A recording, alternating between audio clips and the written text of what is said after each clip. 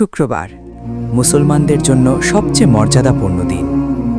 এই দিনকে আল্লাহ তাআলা বেছে নিয়েছেন উম্মতে মুহাম্মদ সাল্লাল্লাহু আলাইহি ওয়াসাল্লামের জন্য। একটি দিন যার প্রতিটি মুহূর্তে লুকিয়ে আছে অগণিত সওয়াব ও রহমত। প্রিয় দর্শক, আপনি জানেন কি শুক্রবারের একটি আমল আপনার পুরো সপ্তাহের গুনাহ মাফের কারণ হতে পারে? চলুন জেনে নিই শুক্রবারের গুরুত্বপূর্ণ আমলগুলো। প্রথম আমল, গোসল করা। রাসূলুল্লাহ সাল্লাল্লাহু আলাইহি ওয়াসাল্লাম বলেছেন, শুক্রবার গোসল করা প্রত্যেক প্রাপ্তবয়স্ক মুসলমানের জন্য আবশ্যক। এই গোসল শুধু শরীর পরিষ্কার করে না, আত্মাকেও পরিশুদ্ধ করে। দ্বিতীয় আমল, পরিষ্কার পোশাক ও সুগন্ধি ব্যবহার। শুক্রবার দিনটি আল্লাহর দরবারে উপস্থিত হওয়ার দিন। পরিষ্কার কাপড়, সুগন্ধি এগুলো আল্লাহ পছন্দ করেন। তৃতীয় আমল, জুমার নামাজ। জুমার নামাজ পুরুষদের জন্য ফরজ। খুতবা চলাকালীন কথা বলা, মোবাইল দেখা সবই গুনাহ। যে মনোযোগ দিয়ে খুতবা শোনে তার গুনাহ মাফ হয়।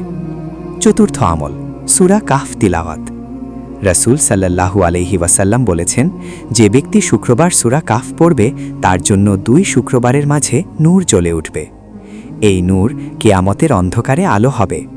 পঞ্চম আমল, বেশি বেশি দরুদ পাঠ। শুক্রবারে পাঠানো দরুদ সরাসরি রাসূল সাল্লাল্লাহু আলাইহি ওয়াসাল্লামের কাছে পৌঁছে দেওয়া হয়। একবার দরুদ 10টি রহমত। ষষ্ঠ আমল, দোয়া করা। শুক্রবারে একটি বিশেষ সময় আছে যখন দোয়া কখনো ফিরিয়ে দেওয়া হয় না। অনেক আলেম বলেন, আসর নামাজের পর থেকে মাগরিব পর্যন্ত সময়টি সবচেয়ে গুরুত্বপূর্ণ। সপ্তম আমল, তওবা ও ইস্তেগফার। যদি আপনার জীবনে ভুল থাকে, গুনাহ থাকে, আজই আল্লাহর কাছে ফিরে আসুন।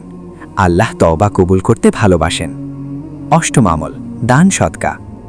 শুক্রবারে করা সদকা অন্য দিনের তুলনায় বেশি সওয়াবের। প্রিয় দর্শক, হয়তো আমরা শুক্রবার পাই, কিন্তু জানি না আর কতগুলো শুক্রবার আমাদের জীবনে বাকি। আজ থেকেই আমল শুরু করুন, হয়তো এই শুক্রবারই হবে আপনার নাজাতের দিন।